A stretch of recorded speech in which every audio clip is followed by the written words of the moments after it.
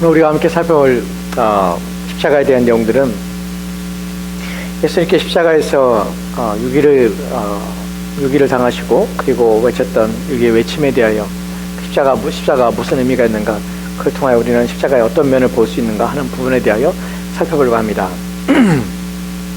오늘 우리가 살펴볼 내용은 십자가 유기에 대한 내용인데요. 십자가 유기란 말이 무슨 말인지 여러분 아시겠어요? 유기란 것은 버림당하다는 말을 유기라고 합니다. 하나님께 버림받았다고 할 때 우리는 유기란 표현을 씁니다. 신학적인 용어로 유기된 자, 그러면 버림받은 자예요. 그래서 유기란 표현을 씁니다. 십자가에서 예수님께서 유기당하셨던 때가 언제 예수님께서 유기를 당하셨는지 우리가 알 수 있냐면, 예수님께서 엘리 엘리 라마 사박다니라는 표현할 때, 절규하실 때 그때가 유기의 상황이었습니다. 왜냐하면 나의 하나님 어찌하여 나를 버리셨나이까 라고 버림을 당했던 때가 바로 엘리 엘리 라마 사박다니라는 외침을 했을 때예요. 그때에 엘리 엘리 라마 사박다니 유기를 한 후에 예수님께서 세 가지 십자가에서 말을 합니다. 우리 십자가에서 예수님이 죽으실 때에 7가지의 말씀을 하셨다는 얘기를 듣습니다. 그죠? 무슨 말인지는 정확히 기억이 안 나지만 7번 말씀하셨다는 사실을 우리 알아요. 그래서 그것을 가상칠언이라고 합니다. 십자가상에서의 7가지의 말씀, 7개의 말씀, 가상, 십자가 위에서의 7개의 말씀, 칠언, 이렇게 말하는 것이에요. 이게 가상칠언입니다. 그 중에 유기의 외침, 즉 엘리엘리의 사박다니, 라마 사박다니라는 말씀을 한 후에 3가지 말씀을 하세요. 그러니까 앞에 4가지 말씀하시고 이제 3가지 말씀하는데, 그 중에 하나가 그 다음번에 한 것이 무엇이냐면 내가 목이 마르다는 말이에요. 내가 목이 마르다는 말씀은 나중에 우리가 깊이 좀 생각해 보겠지만, 그 말의 의미는 예수님의 영적인 고통이 이제 육적으로 표현됐다는 육적으로 나타났다고 우리가 이해합니다. 영적인 고통이 너무나 심해서 그것이 육적으로 목이 마르는 갈증을 느낄 정도의 피로감과 또한 기진하는 상태에 빠지게 되는 것이에요. 그 다음에 이제 6번째 하셨던 말씀이 무엇이냐면 다 이뤘다는 말이에요. 다 이뤘다는 말은 성취했다, 끝이 났다는 말입니다. 그리고 7번째 마지막 예수님께서는 숨을 거두시기 전에 이제 예수님께서는 자유로이 또한 온전한 신뢰를 가지고 확신을 가지고 그리고 하나님께 자신의 영혼을 의탁합니다. 전혀 예수님께서는 불안하지 않습니다. 자신의 마지막 말씀에서 예수님께서는 평안 가운데서 확신과 신뢰 가운데서 아버지여 내 영혼을 아버지 손에 의탁하나이다 라고 맡기시고 운명하십니다. 여러분, 이것이 사실 우리의 죽음과 이 땅에서의 우리의 마지막 호흡이 바로 호흡의 때에 우리는 이 말을 하는 것이에요. 아버지여 내 영혼을 아버지 손에 의탁합니다. 확신 가운데 이 고백을 하시고 예수님께 운명하십니다. 여기서 우리가 살펴보고자 하는 것 중에 중요한 것이 무엇이냐, 첫 번째 살펴볼 내용이 무엇이냐면 6번째의 말씀했던 다 이뤘다는 말이에요. 여러분, 예수님께 다 이뤘다고 마지막 말씀하실 때, 여러분, 다 이뤘다는 것은 예수님을 십자가에 죽게 했던 자들이 이것을 이룬 것이 아니에요. 십자가의 사형을 집행했던 집행자들이 이것을 이룬 것이 아니에요. 누가 이루셨냐면 예수님께서 이루신 것이에요. 예수님께서 다 이루셨다는 것이에요. 예수님께서 다 이뤘다는 이 표현 속에서 우리는 무엇을 알게 되냐면 예수님은 목적을 가지고 십자가에 달리셨다는 것이에요. 그 목적을 끝까지 잊지 않으셨다는 것이에요. 이것이 우리가 6번째 말씀인 다 이뤘다는 표현 속에 담고 있는 것이에요. 예수님은 한 번도 자신의 목적을 잃어버리거나 방황하지 않으셨어요.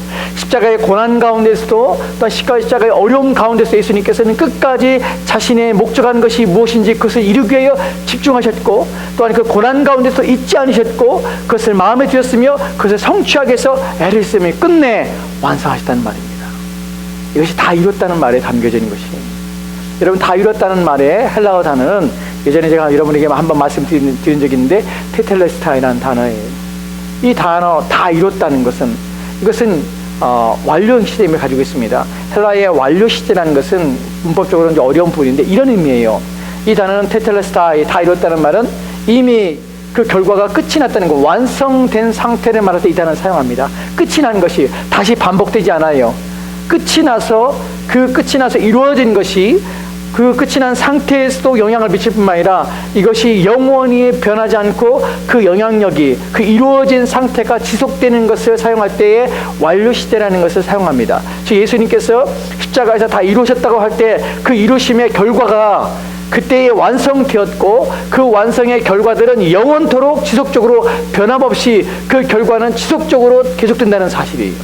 이것이 테텔레스타이 완료 시제로 예수님께서 사용하신 것이에요. 즉 한 번 이루어진 것이 변함없이 지속적으로 영원토록 존재한다는 것이 영향을 미치게 됩니다. 그럼 어떤 것이 영원토록 존재하며 영원토록 영향을 미치며 그 결과가 지금도 계속 반복적으로 그 효력이 유지되고 있습니까? 무엇에 관한 것입니까?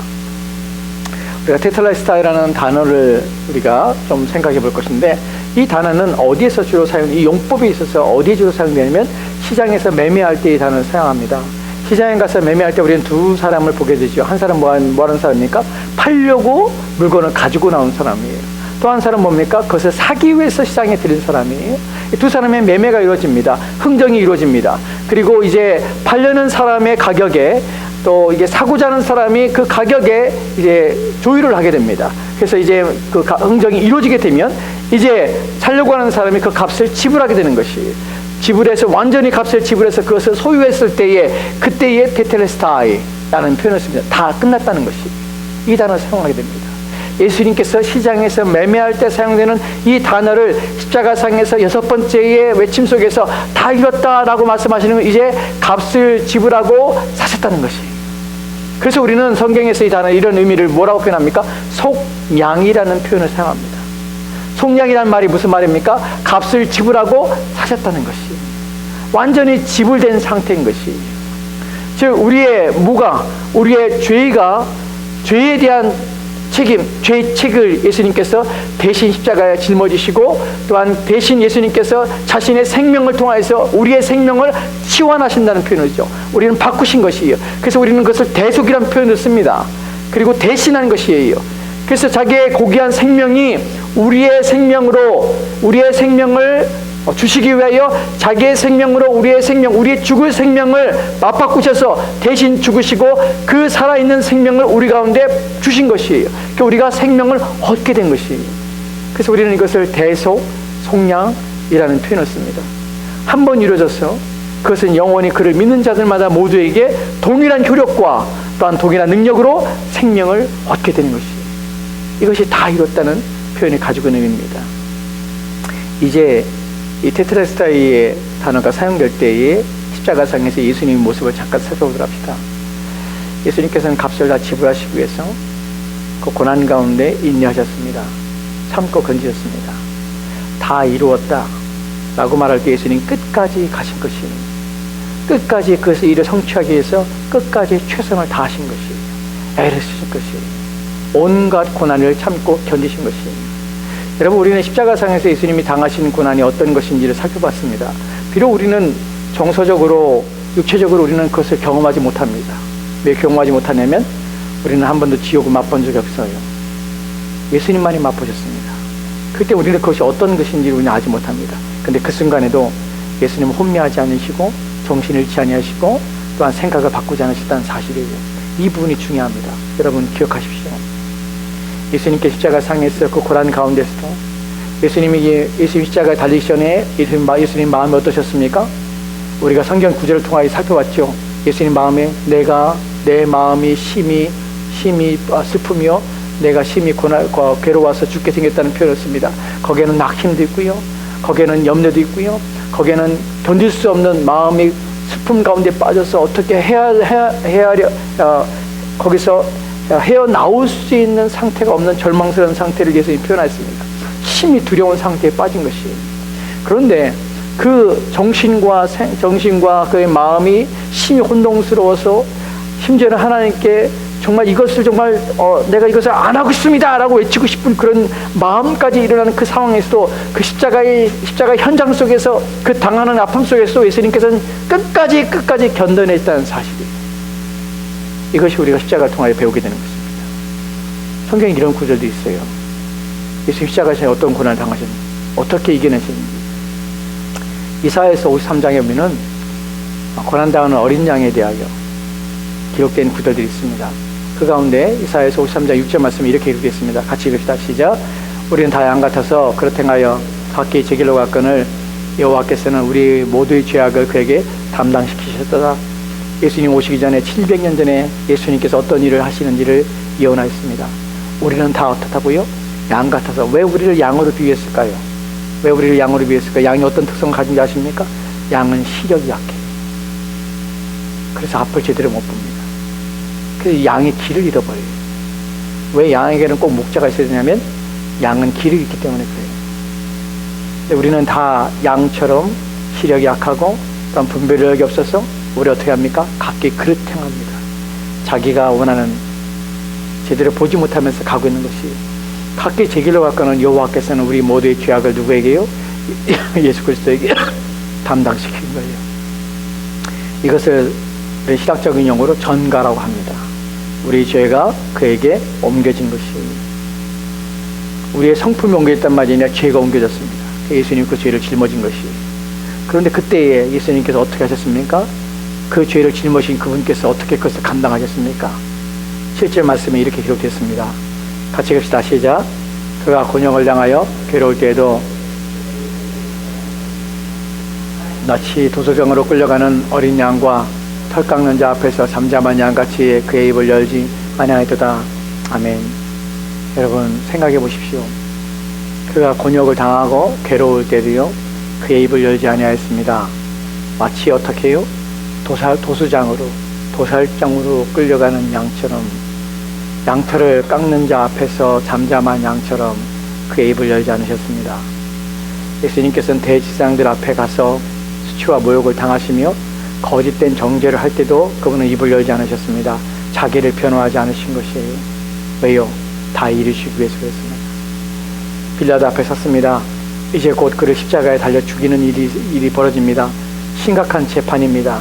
거기서 아니라고, 나는 그런 일을 한 적이 없다고 예수님께서 말하며 자기의 죄를 부인하셨다면 예수님께서는 풀려날 수 있습니다. 근데 예수님께서는 잘못된 거짓된 재판과 불의한 재판 앞에서도 예수님께서는 그 재판을 스스로 당하시며 침묵하셨습니다.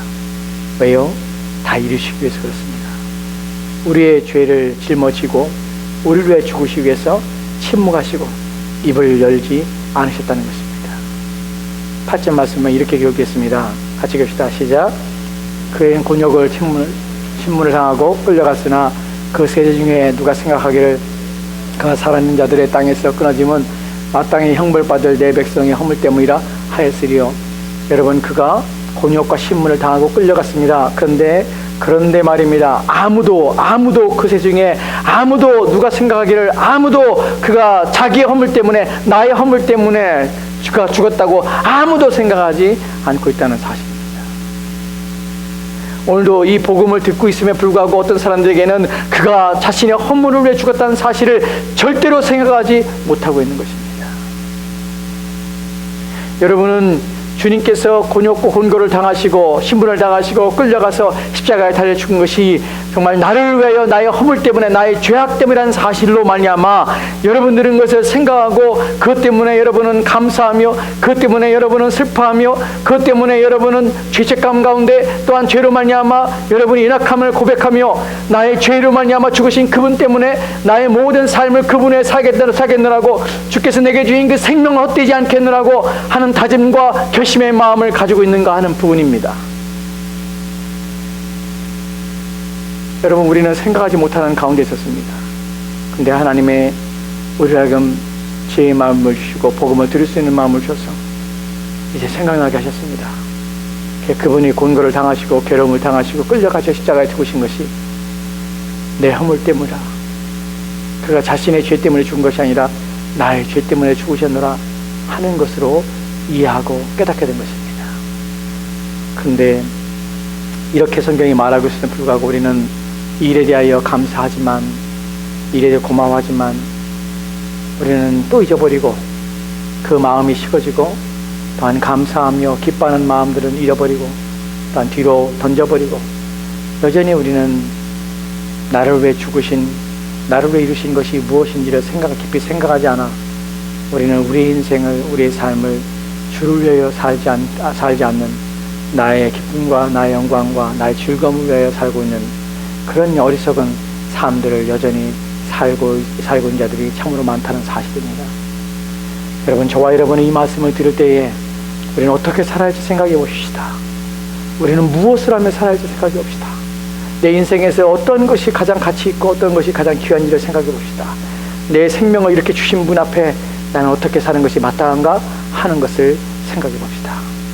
우리는 주를 위해 사는 것이 마땅한 줄 압니다.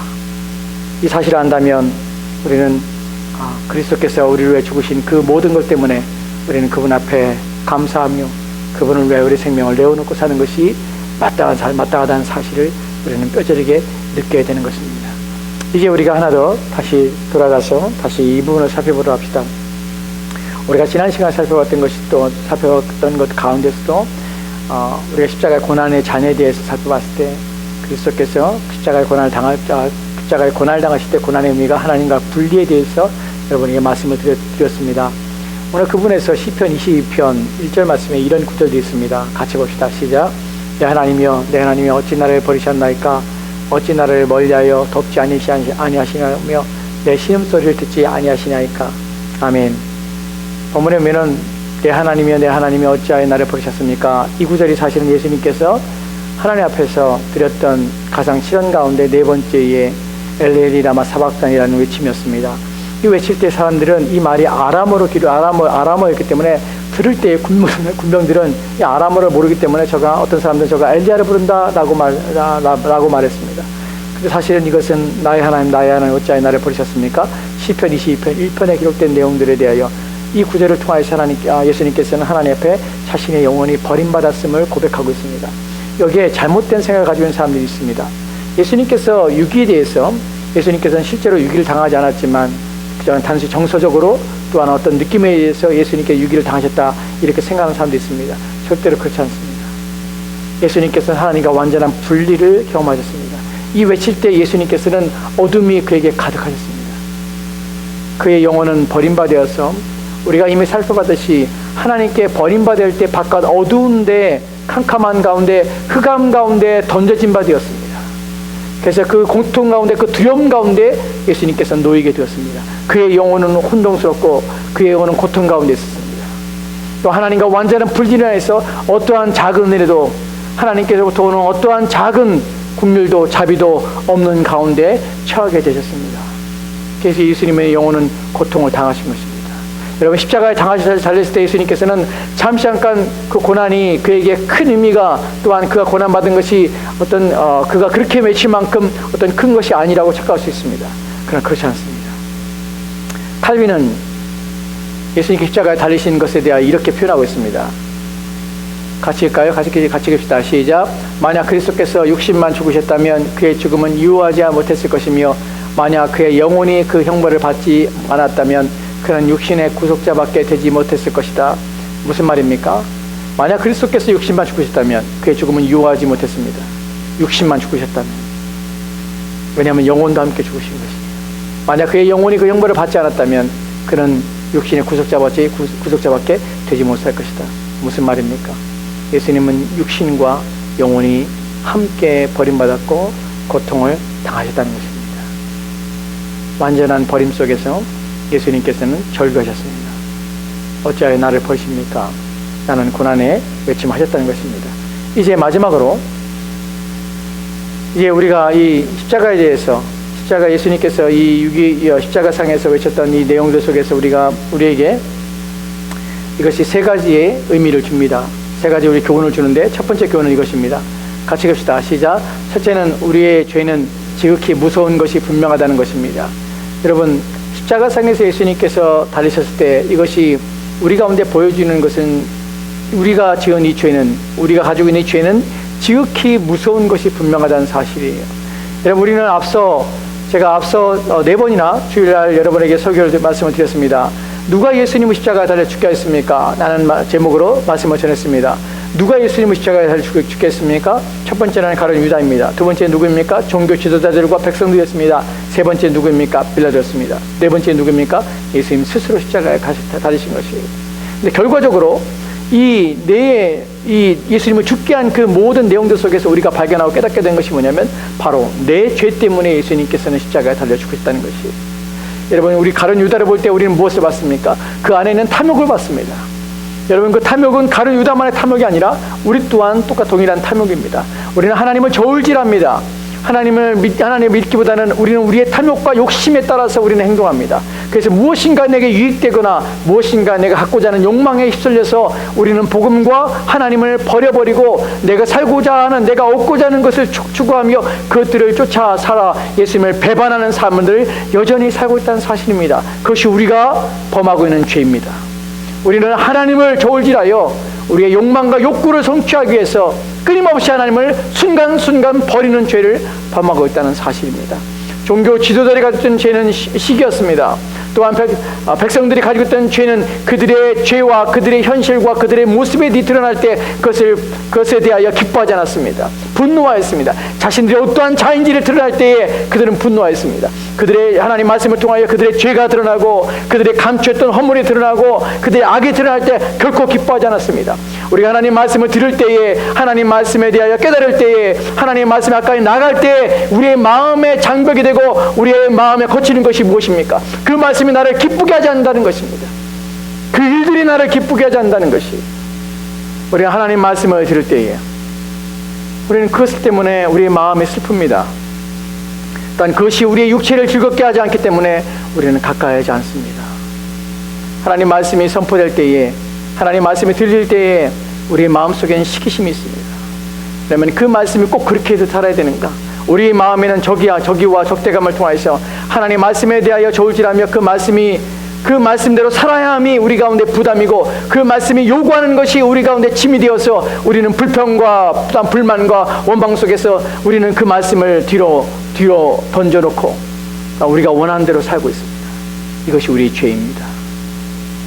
하나님 말씀을 말씀대로 받지 않냐고 그것을 우리의 기준과 잣대를 가지고 평가하며 판단하며 그것을 미워하며 싫어하는 것들, 이것이 우리의 죄입니다.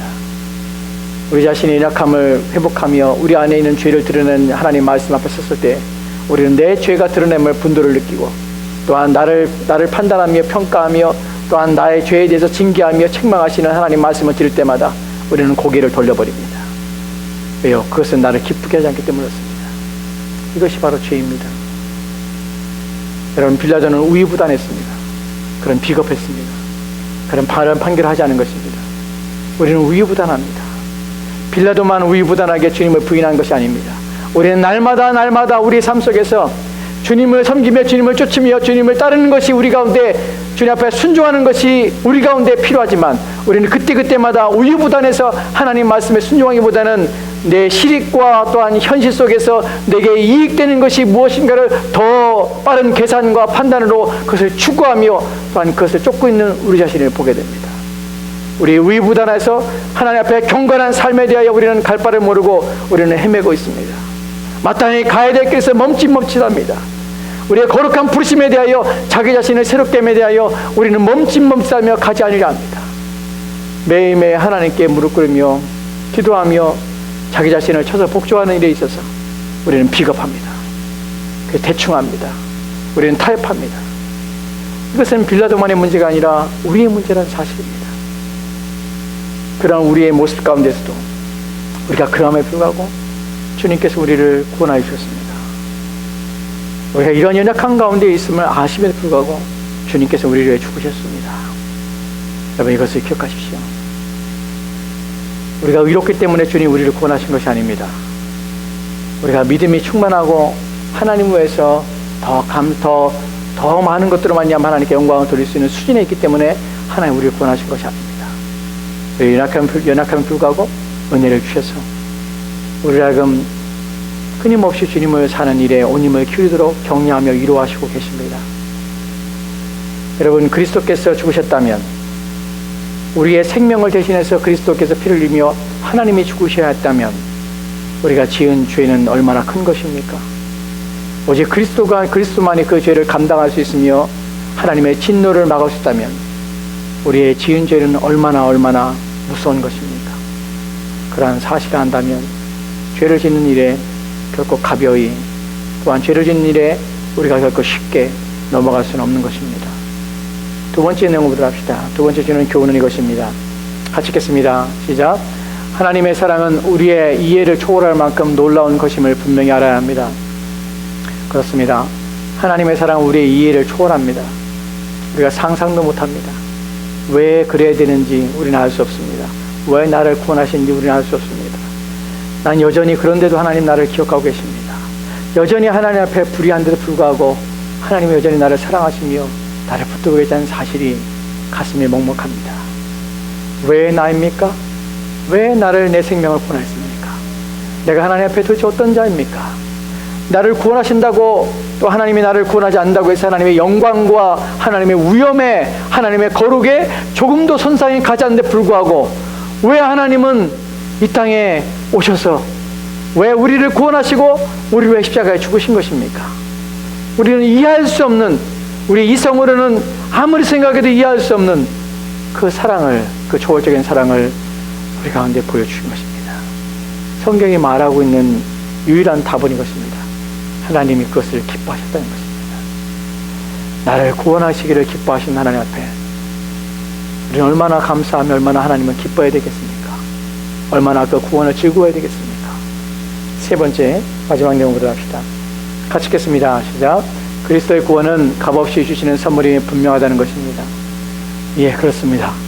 그리스도께서 우리를 위하여 죽으시고 우리를 위해서 지불하신 그 모든 것들에 더할 것이 없습니다. 우리에게 남은 것이 없습니다. 우리가 지불해야 될 어떤 것이 존재하지 않는다는 사실입니다. 모든 것을 지불하신 그분 앞에 이 모든 것은 값없이 우리 가운데 선물로 주셨습니다. 이것이 우리가 기억한다면, 그렇기 때문에 우리는 은혜에 대하여 깊이 감사하며 그렇기 때문에 십자가를 늘 생각해야 되는 것입니다. 신앙생활하면서 왜 불평할 일이 없겠습니까? 왜 원망할 일이 없겠습니까? 왜 힘든 일이 없겠습니까? 왜 낙심이 없겠습니까? 그러나 십자가를 붙들라, 십자가를 바라보라, 십자가를 의지하라. 왜 그렇습니까? 주님이 나를 위하여 이루신 것들을 생각하면 내가 당하고 있는, 내가 겪고 있는 이 어려움들은 아무것도 아니라는 사실을 우리가 알기 때문에 그렇습니다. 내가 어디 가서 주님의 주시는 이 위로와 내가 어디로 가서 주님이 주시는 은혜 외에 다른 것들로 내가 만족을 얻을 수 있겠습니까? 우리의 영혼의 구원함 외에 어떤 것이 내게 복이며 내 영혼이 하나님의 진노를 벗어나는 것 외에 어떤 것이 내 인생의 가장 큰 복이고 행복이겠습니까? 그것을 주님께서 주신 것입니다. 기억합시다. 십자가를 기억합시다. 그리고 감사합시다. 마지막으로 세 가지 내용인데 이것이 여러분이 십자가를 생각할 때 기억해야 되는 것입니다. 왜 우리는 십자가를 묵상해야 되는가 하는 것입니다. 첫째로 같이 읽읍시다. 시작. 우리는 십자가 아래에서 우리를 낮춰야 한다는 것입니다. 이유는 우리에게 깊이 새겨져 있는 자존심은 이런 자기를 낮추는 데 대하여 반항하기 때문에 그렇습니다. 우리는 반항합니다. 우리 안에 새겨져 있는 깊은 자존심, 내 자신이 무엇인가 할 수 있다는 생각, 내 능력과 내 힘을 의지하는 마음들, 또한 내 노력과 내 수고가 어떤 결실을 맺을 수 있다는 것, 자연 법칙과 자연 이치에 따라서 우리는 인생을 살 때 우리는 행복할 수 있다는 착각, 이 모든 것들이 우리로 하여금 우리 하나님 앞에서 우리 자신을 낮추는 일에 있어서 우리는 반항하기 때문에 우리는 십자가를 생각하게 됩니다. 그리고 기억해야 됩니다. 나는 무능하다는 사실을. 무엇에 있어서요? 나의 영혼의 구원함에 있어서 나는 무능합니다. 내가 생명 얻는 데 있어서 나는 무능합니다. 이 사실을 기억하십시오. 그래서 십자가를 생각하게 되는 것입니다. 그 다음 두 번째 봅시다. 둘째로 같이 읽겠습니다. 시작. 우리는 범죄했으므로 하나님께서 심판받기는 받을 자격이 없음을 늘 고백해야 합니다. 왜냐하면 우리는 우리가 자기 힘으로 절대로 구원을 얻을 수 없다는 생각에 대하여 거부감을 느끼기 때문이었습니다. 우리는 이렇게 거부감을 느낍니다. 우리는 헛된 자존심을 가지고 우리는 반항하며 또한 거부감을 느낍니다. 하나님이 하셨다는 사실 때문에, 절대로 우리 스스로 구원받지 못하는 사실에 대하여 우리는 거부감을 느낍니다. 그렇기 때문에 십자가를 늘 자격이 없음을 고백해야 합니다. 셋째로 같이 읽겠습니다. 시작. 그리스도께서 우리를 사랑하여서 우리를 위하여 돌아가셨다는 것을 늘 감사해야 합니다. 왜냐하면 우리는 쉽게 하나님의 은혜를 가볍게 여기거나 망각하거나 기억을 변조시키는 죄에 오염된 마음을 가지고 있기 때문에 그렇습니다. 우리는 망각하며 가볍게 여기며 심지어는 기억을 변조시킵니다. 내가 그럴 만해서 구원받은 자입니다. 내가 그럴 가치가 있어서 구원받은 자입니다. 내가 이렇게 함으로 하나님께서 나를 구원하셔야 한다고 생각합니다. 그러지 않기 위해서 우리는 십자가를 바라보며 우리의 그리스도께 죽었다는 사실에 대하여 기억하는 것입니다. 부디 여러분 십자가를 여러분 가슴에 두십시오. 십자가의 은혜가 무엇인지를 깊이 생각하십시오. 그리고 이어서 여러분을 낮추는 일에 힘을 기울이시고, 또한 여러분이 늘 자격이 없음을 고백하시고, 그리고 가볍게 여기지 마십시오. 꼭 십자가의 은혜가, 이러한 십자가의 은혜가 저와 여러분이 가득했으면 좋겠습니다. 같이 기도합시다.